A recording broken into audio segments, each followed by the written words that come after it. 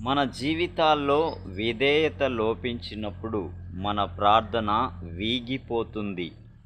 అనేకసార్లు మన జీవితాలు తిరుగుబాటును ప్రదర్శిస్తున్నాయి. ఈ తిరుగుబాటు మనల్ని ప్రార్థించడం అసాధ్యం అనే స్థితికి దిగజార్చుతుంది.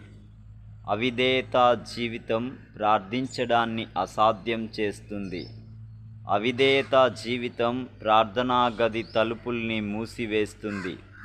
అది అతి పరిశుద్ధ స్థలంలోకి మన ప్రవేశాన్ని నిరోధిస్తుంది. విధేయత చూపించలేని వ్యక్తి ప్రార్థించలేడు.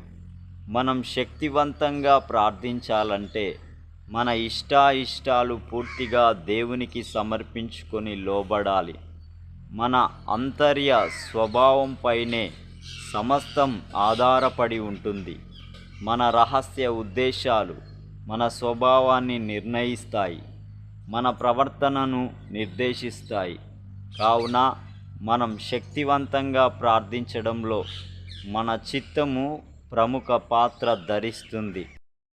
మన చిత్తం సంపూర్ణంగా దేవునికి లోబడనప్పుడు మనం నిజమైన ప్రార్థనను చేయలేము. దేవుని పట్ల మన విధేయత శక్తివంతమైన మన ప్రార్థనకు తప్పనిసరి అయిన ఒక షరతు. కాబట్టి మన ప్రభువైన యేసులో మనం సంతోషంగా ఉండాలంటే మనం తప్పక విధేయత చూపించాలి.